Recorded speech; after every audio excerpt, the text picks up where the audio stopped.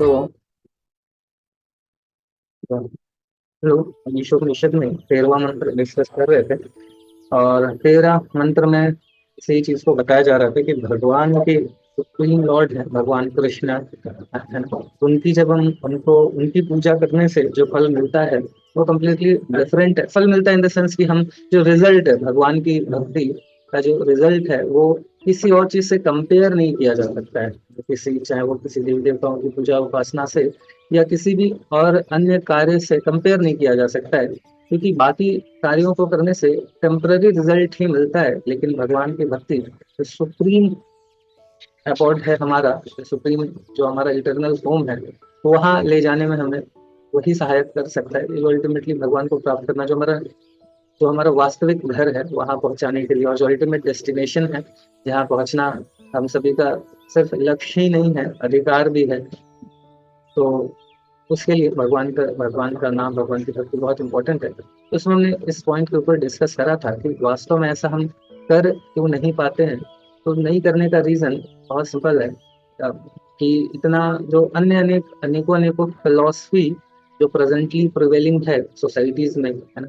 जैसे one of the बहुत एक प्रोपेगेंडा चलाया जाता है कि आप, ये नास्तिकों के द्वारा भी या इवन बाकी जो थोड़े अन्य रिलीजन के, स्पेशली क्रिश्चियनिटी में जो प्रीचिंग वगैरह कर रहे हैं, तो उनके उनके द्वारा, कुछ नास्तिकों के द्वारा, और एक जो हमने डिस्कस करा था, एक जो एक स्वाभाविक द्वेष है हम सभी का भगवान के प्रति, तो उन सभी का रिजल्ट है कि एक प्रोपेगेंडा चलाया जाता है कि क्या भगवान की भक्ति करना, क्या मंदिर जाना, मंदिर के बाहर इतने सारे भिखारी हैं, है ना, तो क्या उनमें भगवान नहीं है? जो आप मंदिर के अंदर जा रहे हो पहले उनको खिलाओ।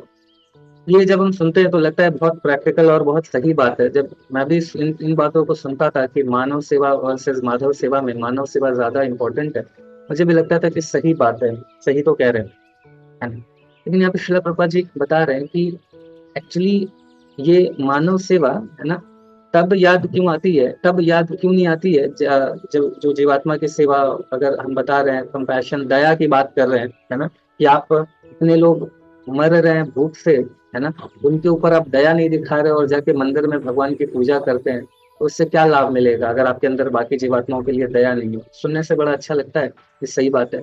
लेकिन ये दया तभी याद क्यों आती है जब मंदिर के बाहर ही लोग दिखते हैं, है ना। मंदिर के बाहर ही सिर्फ क्यों लोग दिखते हैं? क्योंकि उसका भी रीजन है, बाहर बाकी जगह तो भगा दिए जाते हैं, तो खड़े ही नहीं होने देंगे। और देखिए कि जो अल्टीमेटली अगर हम बात करें स्टारवेशन ये सारी चीजों के ऊपर, तो हमने उस दिन भी खैर इसके ऊपर डिस्कशन किया था कि जितने लोग हमारे मतलब, एक तो और भी एक कई सारे इससे रिलेटेड अगर डेटा को देखा जाए, तो देखिए कि जितने लोग भूख से नहीं मरते हैं, है ना, ऑलमोस्ट उसके इक्वल थोड़ा सा ज्यादा ही लोग हैं जो कि किससे मर रहे, ओवर ईटिंग से, है ना। तो प्रॉब्लम सिर्फ फूड तो नहीं है। यूनिसेफ आपने सुना ही होगा, है ना। तो उसका एक डेटा है, उसमें ये चीज बताया जा रहा था कि जितने अफ्रीकन कंट्रीज वगैरह है ना जहाँ पे लोग मर रहे हैं, वहां पे आराम से उनको सफिशिएंट फूड वगैरह प्रोवाइड किया जा सकता है। ऐसा नहीं है कि बाकी देश नहीं प्रोवाइड कर सकते हैं, जरूरत में हेल्प नहीं कर सकते, बट सिर्फ पॉलिटिकल एजेंडाज के कारण, पॉलिटिकली चीजों को छेड़ने के कारण, सिर्फ वही रीजन होता है कि उसके कारण उनको सही टाइम पे सही हेल्प नहीं पहुंच पाता है ना, सिर्फ पॉलिटिकली प्रॉब्लम्स के कारण, और कोई दूसरा रीजन नहीं है। ये मैं नहीं बोला, यूनिसेफ की तरफ से उनका ये है। तो मतलब आप सोचिए कि ये स्थिति है, तो कि वास्तव में प्रॉब्लम नहीं है, मदर अर्थ इतना तो सफिशिएंट अनाज प्रोड्यूस कर सकते हैं कि सभी लोग आराम से पेट भर के रहें। लेकिन प्रॉब्लम क्या है, उन अनाज में जो जैसे जितने भी लैंड है ना, लैंड पे आपको, ये आज थोड़ा सा डेटा वगैरह से भी बात करेंगे, लास्ट टाइम हमने डेटा वगैरह से उतना बात नहीं करा था।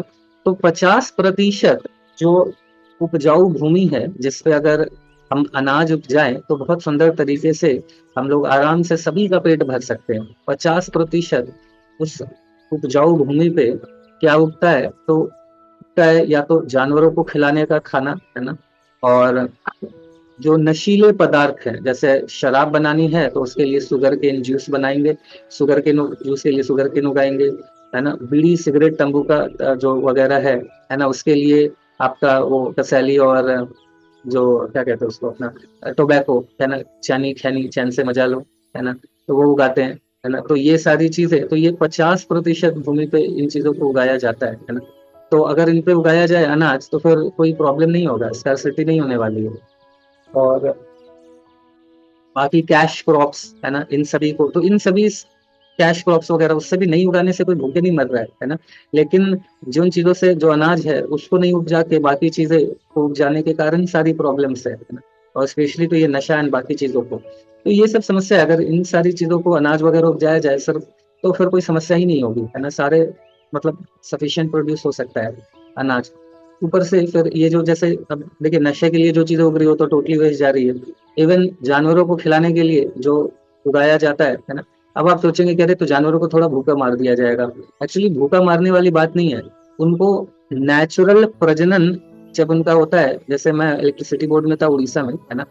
तो एक्चुअली वहां पे मैंने देखा कि वहां पे बहुत सारे ये हैं, ये जो चिकन फार्म्स वगैरह है।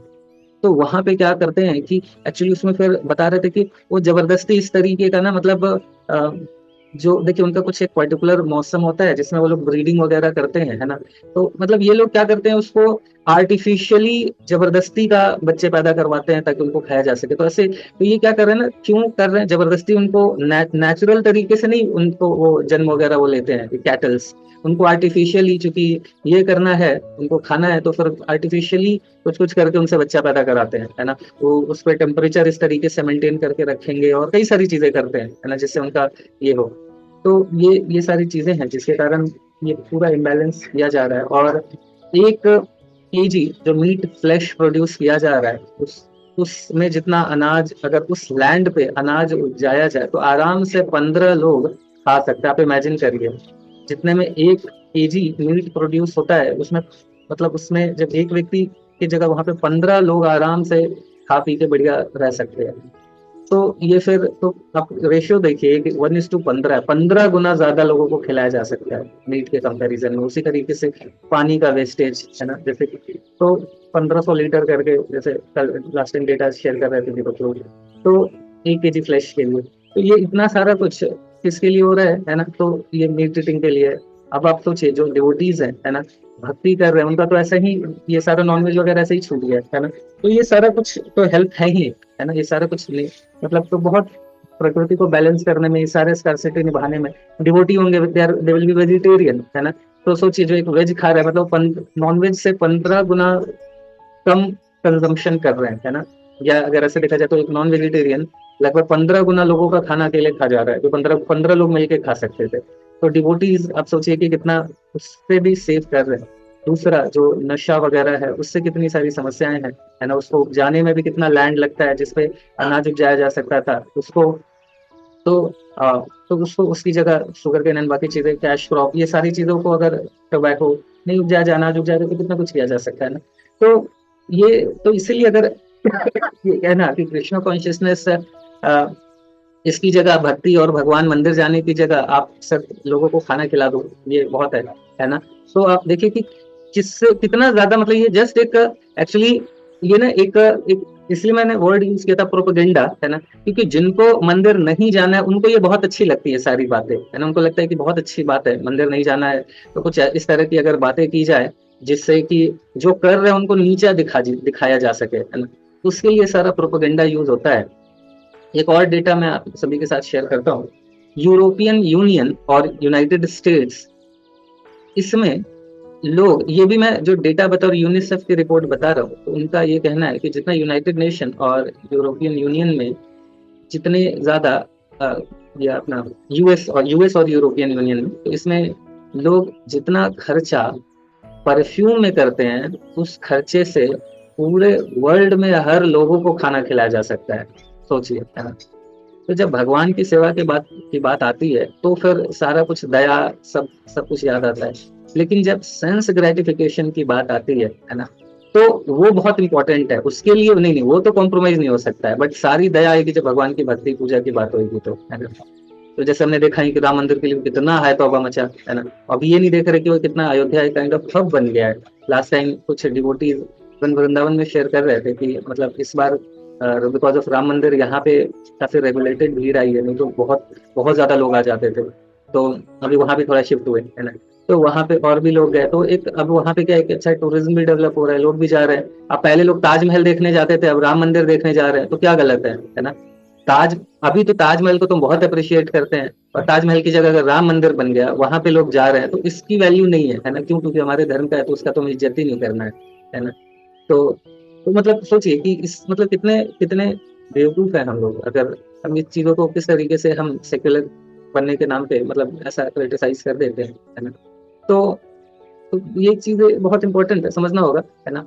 तो जैसे मैं बताया कि सिर्फ परफ्यूम पे खर्चा करते हैं, उसको परफ्यूम का खर्चा बचा लिया जाए तो सब आराम से रह सकते हैं, है ना।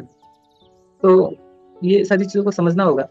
और इवन बहुत प्रैक्टिकल और नॉर्मल मैं बताता हूँ कि एक्चुअली अगर हम जब भक्ति करते हैं, जैसे अभी हमारे में से कई लोगों के घर में टीवी नहीं होगी, है भी तो चलती नहीं होगी, ऐसे ही रखा होगा, है ना।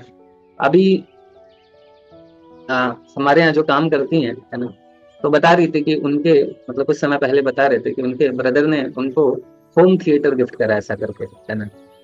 तो काइंड मतलब काफी बड़ा एलईडी स्क्रीन ऐसा उस तरीके का गिफ्ट करा है, तो काफी सालों से वो लोग पैसा जमा करके फिर ये खरीदे। तो वो जो पैसा इसमें कंज्यूम हो रहा है, इसमें जो लग रहा है ना, उस पैसे को अगर बाकी चीजों में लगाया जा सकता है ना। लेकिन वही है कि सेंस ग्रेटिफिकेशन, हम जब कृष्णा कॉन्शियस नहीं है, भक्ति नहीं कर रहे हैं, तो फिर सेंस ग्रेटिफिकेशन ही हमारे लिए सब कुछ हो जाता है ना। मैंने एक बार आप लोग के साथ और भी शेयर करा था कि जैसे फूड फॉर लाइफ में भुवनेश्वर में था, तो फूड फॉर लाइफ के लिए हम लोग जाते थे। तो वहाँ पे एक बार ऐसे ही गया स्लम एरिया में, वहाँ पे लोगों के पास वास्तव में खाने के लिए नहीं था, है ना। बट सभी के घर डिश टीवी लगा हुआ था, और वो प्रॉपर रिचार्ज वगैरह मतलब करके टीवी चल रहा था सबके घर में, डिश का कनेक्शन था, खाने का भले कुछ भी हो, है ना, बट सबके यहाँ डिश टीवी है, टीवी है, और वो कलर टीवी एकदम बढ़िया। और वो उस पर पूरा फोकस है, उसमें कोई कमी नहीं होनी चाहिए, है ना। क्योंकि वो क्या है, शो ऑफ का हो गया, लोग भले भूखे पेटे पर दूसरों को दिखाने के लिए कि नहीं हमारे यहाँ आपसे बड़ा एलईडी स्क्रीन लगा हुआ है, आप और डिश टीवी लगा हुआ है ना, शाहरुख खान एडवर्टीजमेंट करता है, तो मजाक थोड़ी ना है ऐसा करके। तो ये जो खोखलापन है, दिखावापन है ना, इसके और ये जो सेंस ग्रेटिफिकेशन है ना, इसके ऊपर जब हम खर्चा करते हैं तो फिर भगवान याद नहीं आते हैं। लेकिन जब भगवान की पूजा और उनकी भक्ति और इनके विषय में बात होती है, मंदिर जाने की बात होती है, तो सब कुछ याद आने लगता है ना। तो ये प्रोपेगेंडा है ना, सनातन धर्म और जो भगवान की भक्ति है उसके अगेंस्ट है। तो इन चीजों को हम हमें समझने की बहुत आवश्यकता है, हमें समझने की बहुत आवश्यकता है कि कैसे Krishna consciousness is the solution of all problem, है ना। तो समराइज अगर करें तो जो भी सेंस ग्रेटिफिकेशन में है ना, जैसे हमने बात करा, है ना, परफ्यूम, है ना, और बाकी चीजें, उसमें पैसा बचेगा तो उससे लोगों को खिला सकते हैं। जितना ये नशा कर रहे हैं, है ना, नशे के लिए जितना लैंड यूज हो रहा है, जितना पैसा जा रहा है, उससे अगर हम यूज करें, अगर उसको अनाज उपजाने में, तो सारी समस्याएं हल हो सकती है। और जो बाकी अ, जो जानवरों को खिलाने का खाना, ये सारी चीजें, तो इससे तो ये अगर हम कृष्णा कॉन्शियसनेस को सेंटर में, भगवान को सेंटर में रख के भक्ति करें, मंदिर अगर हम जा रहे हैं, इन चीजों को समझ रहे हैं, तो फिर ये इतनी मल्टीपल टाइम्स समस्याओं को सॉल्व कर सकते हैं, एक बार नहीं, एक समस्या को चार चार बार सॉल्व कर सकते हैं। ये जितने भी चार पांच चीजें हमने बताई ना, कोई एक चीज भी हो गया, अगर सारे लोग वेजिटेरियन बन गए, तो पूरे वर्ल्ड में सारे अनाज की समस्या कई गुना तक सॉल्व, मतलब कोई भूखा नहीं मरेगा। अगर सारे लोग परफ्यूम यूज करना खाली यूनाइटेड स्टेट ऑफ अमेरिका और यूरोपियन यूनियन में छोड़ दें, तो उससे ही सारी समस्याएं सॉल्व हो जाएंगी, है ना। नशा करना छोड़ दे तो उससे समस्याएं सॉल्व हो जाएंगी, है ना। तो ये सारा रूट कॉज है, बट उसको छोड़ के हम भगवान को ही अटैक कर देते हैं ना, तो ये ठीक नहीं है। ठीक है, तो ठीक है, फिर यहाँ पे हम लोग रुकते हैं। आज कुछ डेटा के साथ हमने इसके ऊपर डिस्कशन करा है। बाकी हम लोग सभी लोग प्रार्थना करेंगे, है ना। हम हमें से मोस्टली लोग तो भारत के हैं, और एक दो डिवोटी पाकिस्तान से भी ज्वाइन करते हैं। कैसा अनफॉर्चुनेट कंडीशन है ना, कि मतलब ऐसी स्थिति है ना, सभी लोग भी क्या कहा जाए। खैर, अभी हम लोग हमारे सोल्जर्स हैं बेचारे, बहुत तकलीफ और कई सारी चैलेंजेस को भी सामना कर रहे हैं। उन सभी के लिए भी एक बार हम लोग हरे कृष्णा मंत्र बोल के प्रार्थना करेंगे। हरे कृष्णा कृष्णा कृष्णा हरे हरे, हरे राम राम राम हरे हरे। और एक डिवोटी हैं प्रिया माता जी, उनके ब्रदर ने कल शरीर छोड़ा, कल रात को उनको। एक्चुअली उनके दो ब्रदर हैं, और एक ब्रदर शायद दो या तीन, एक ब्रदर ने शायद पहले शरीर छोड़ा था, अभी फिलहाल उनके दो ब्रदर थे, तो एक ब्रदर थोड़ा मतलब थोड़ा कुछ स्वस्थ नहीं रहते हैं, कुछ उनके साथ इश्यूज चल रहे हैं, और एक उनसे छोटे थे, वो काफी स्वस्थ और पूरे घर को वही संभाल रहे थे। तो उन्होंने शरीर छोड़ दिया, तो काफ़ी डिस्टर्ब है माता जी। उनके हस्बैंड से भी बात हुई मेरी, जिस मम्मी से बात कर रहा था, तो बता रहे थे कि काफ़ी मतलब एक वही समझदार थे और उन्होंने शरीर छोड़ दिया। बहुत डिफिकल्ट है अभी उनकी फैमिली के लिए। तो हम लोग प्रार्थना करते हैं उनके लिए, जिन्होंने शरीर छोड़ा उनके लिए भी, और प्रिया माता जी के लिए भी। ये अनबियरेबल पेन है, क्योंकि माता जी तो जी बता रहे थे कि उनके हस्बैंड बता रहे थे कि काफ़ी क्लोज हैं माता जी अपने छोटे भाई से। सच में बताते हैं ना, पदम पदम ये on every step there is a danger. Life is कितना सच में अनप्रेडिक्टेबल है ना, अनप्रेडिक्टेबल है। कल ऐसे ही नॉर्मल बस गाड़ी लेके कहीं गया बाहर, अचानक से चेस्ट पेन हुआ, फिर आए तो डॉक्टर ने रेफर कर दिया, मिर्जापुर में थे उनको बनारस रेफर कर दिया, वहां गए तो फिर कुछ समय के बाद उनको डेथ डिक्लेयर कर दिया गया। Life is so unpredictable. तो हम प्रार्थना करेंगे और इन चीज़ों को देखते हैं, तो हमें और देखिए जितना समय बचा है ना, उसको हम सही तरीके से यूटिलाइज करें भगवान की सेवा में। ठीक है, प्रार्थना करते हैं एक बार हम। हरे कृष्णा कृष्णा कृष्णा हरे हरे, हरे राम हरे राम राम राम हरे हरे। किसी का कुछ प्रश्न है तो नहीं डिस्कस कर सकते हैं, रात को हम लोग ले सकते हैं।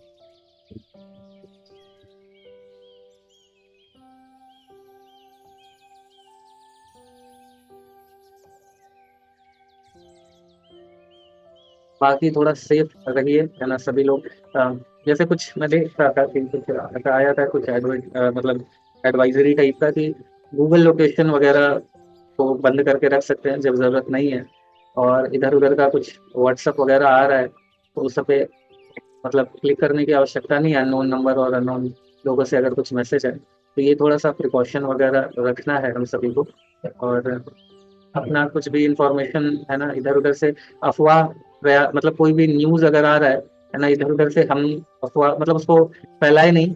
कई बार न्यूज में भी, अभी द हिंदू में एक बहुत ही मतलब कल के लिए एक बकवास आ गया था कि 5 भारतीय विमानों को गिरा दिया गया है। बाद में उन्होंने लिखा कि नहीं, वो न्यूज गलत था। तो इस तरीके से भी बहुत सारे न्यूज गलत वलत भी आएंगे।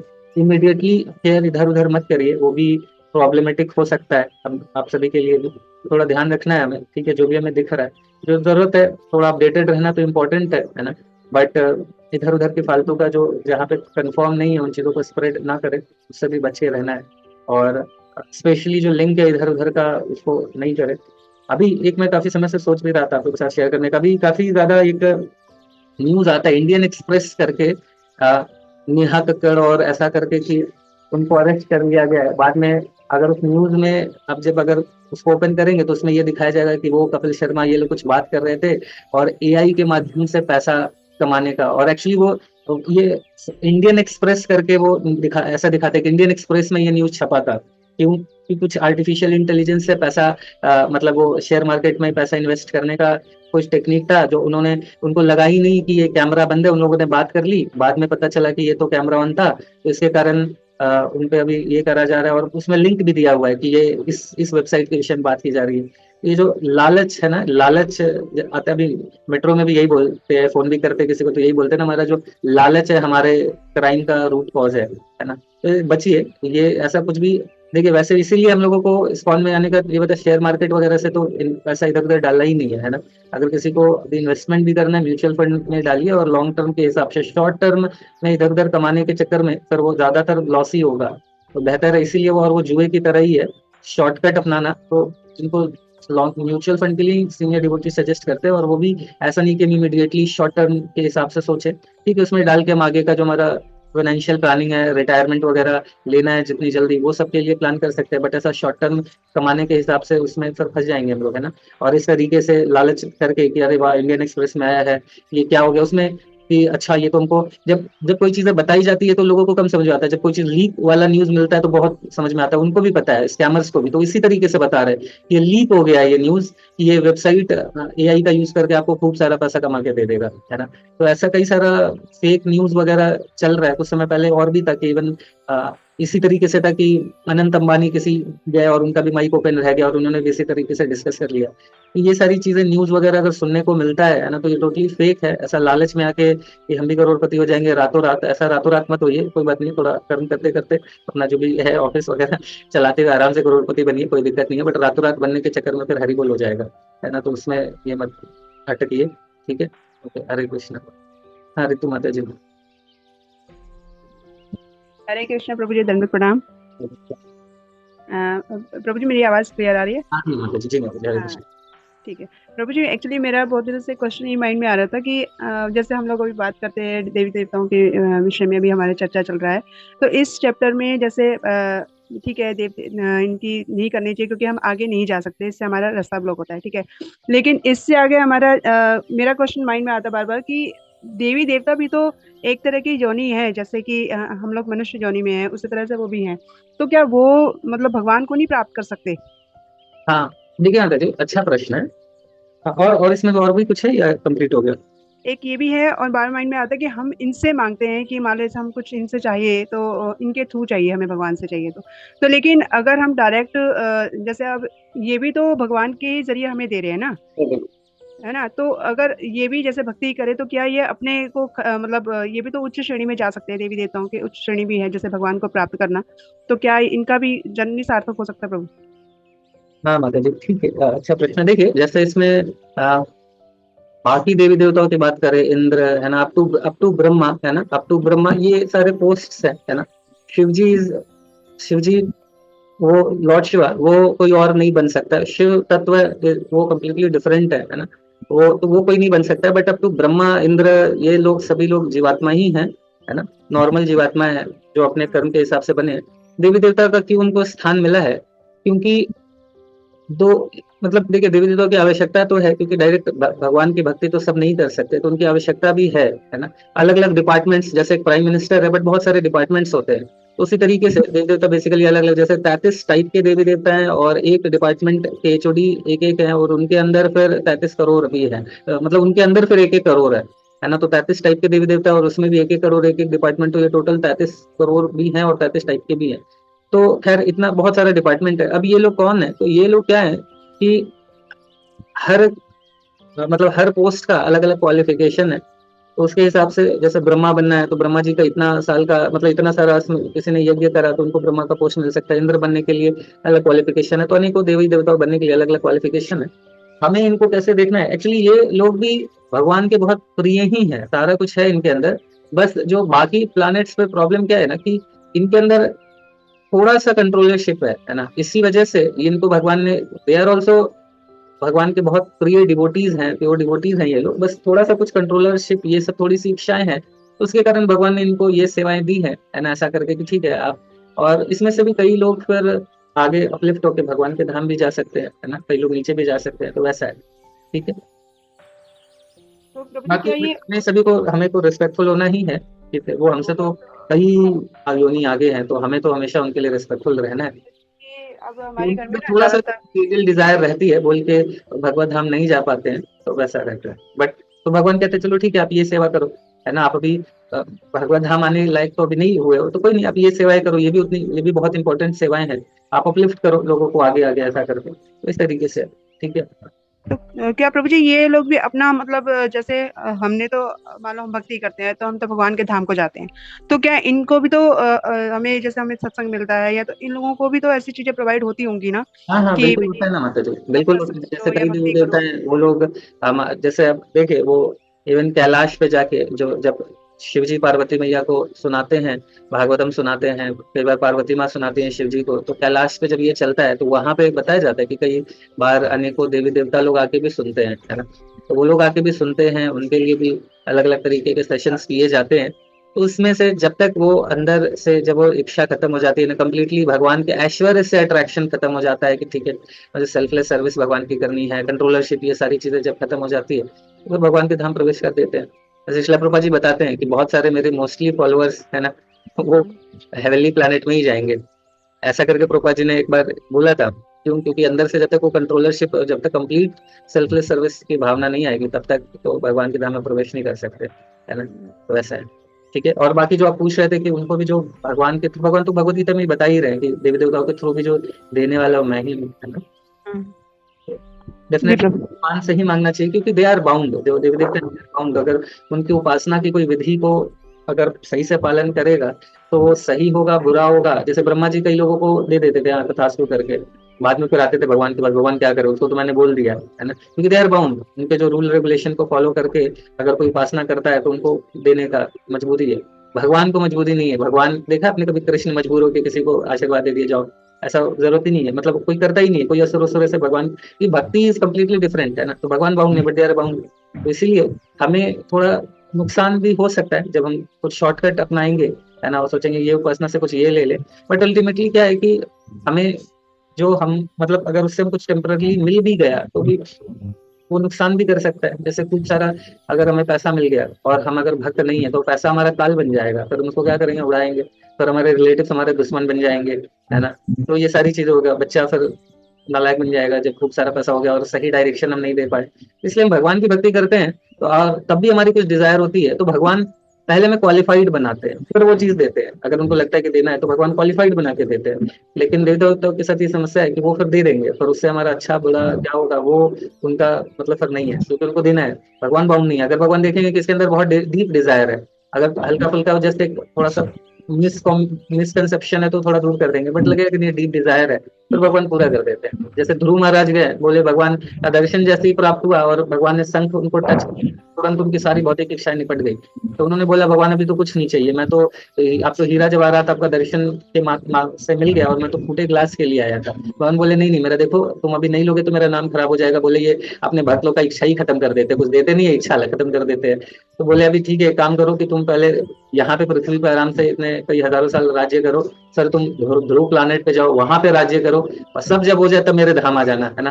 तो भगवान बोले देखो मेरा नाम खराब नहीं होना चाहिए, ऐसा करके, नहीं तो बाकी लोग आएंगे कलयुगी जीवात्मा, है ना, वो तो बिल्कुल ही नहीं करेंगे, बोलेंगे भगवान तो कुछ देते नहीं है, खाली डिजायर खत्म कर देते हैं। तो इसीलिए भगवान ने ऐसा करा है। तो इसलिए टेंशन वाली बात नहीं है, भगवान हमें देंगे, हमें क्वालिफाइड बना के देंगे। ठीक है। ठीक है प्रभु जी, थैंक हरे यू। कृष्णा। हाँ मालती माता जी। हरे कृष्णा प्रभु जी, धन्यवाद करना। गोपाल माता जी। आवाज आ रही है प्रभु जी? जी माता जी, आ रही बताइए माता जी। प्रभु जी, जैसे आप दया के बारे में आप क्वेश्चन आज बताए, तो प्रभु जी मैं परसों कथा में गई थी।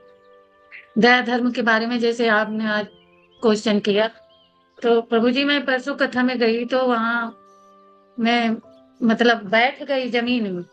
मैं तिलक लगा रखी थी प्रभु जी। तिलक लगा के मैं जाती हूँ, कहीं भी जाती हूँ तो तिलक लगा रखी थी मैं। तो सारे लोग प्रभु जी मेरे को ही देख रहे थे। तो मैं सोची कि क्या हुआ, मेरे को देख रहे हैं। उसके बाद प्रभु जी एक माता जी आई, तो शरीर से थोड़ा भारी थी माता जी। तो वो चेयर पे बैठना चाह रही थी माता जी, और उनको चेयर कोई दे ही नहीं रहा था प्रभु जी। मैं तो नीचे जमीन पे बैठी थी, नहीं तो मैं अपना खुद दे देती। और जो पहले आके बैठ गए थे वो मतलब उनको चेयर नहीं दे रहे थे, और वो थोड़ा असमर्थ थी चलने से। तो काफी देर तक खड़ी थी माता जी और देख रही थी, और किसी ने ये नहीं कहा कि इन माता जी को चेयर दे दो और ये बैठ जाएं और आप जमीन में बैठ के कथा सुन लो।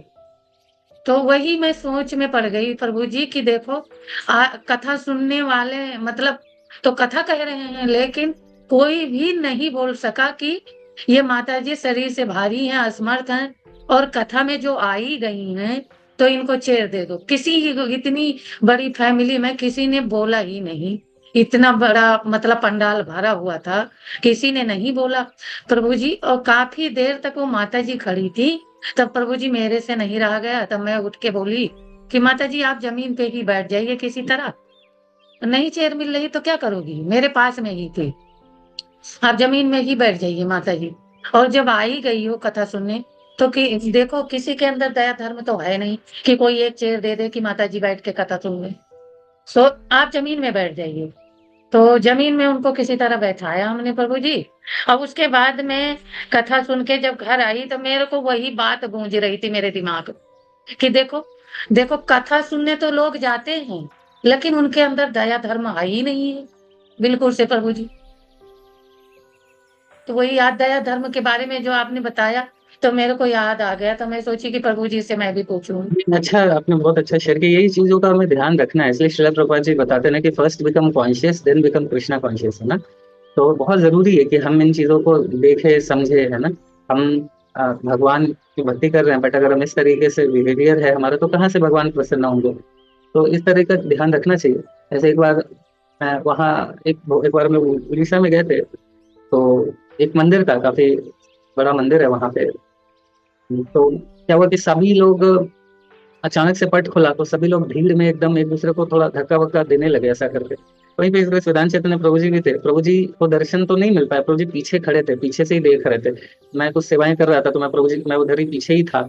तो मैं देख रहा था कि प्रभु जी किस तरीके से बाकी सब लोग धक्का मुक्की कर रहे हैं कि कैसे भी दर्शन मिल जाए, प्रभु जी पीछे से ही खड़े हैं, जस्ट हरे कृष्णा बोल के, पर प्रभु जी निकल गए। प्रभु जी ने तो बाकी लोगों को ही कोई मतलब ऐसा नहीं करे कि प्रभु जी धक्का मार के आगे घुस रहे। प्रभु जी जाते तो प्रभु जी सब छोड़ते हैं प्रभु जी का जगह ना, लेकिन प्रभु जी वो नहीं करेगा, ठीक है बाकी लोग कर रहे हैं तो कोई नहीं, मैं पीछे से ही कर लेता हूँ। मतलब थोड़ा सा हमारा दर्शन करना गलत नहीं है, अच्छा है, जब मौका है तो हमें प्रयास करना चाहिए आगे जाके दर्शन करें। बट हम इस तरह का भाव होना कि दूसरों को मोटिवेट करे, आगे बढ़ाए, ये सारी चीजें बहुत इंपॉर्टेंट है। फिर भगवान यही चीज तो देखेंगे ना, है ना, यही चीज तो भगवान देखेंगे, तो ये इंपॉर्टेंट है।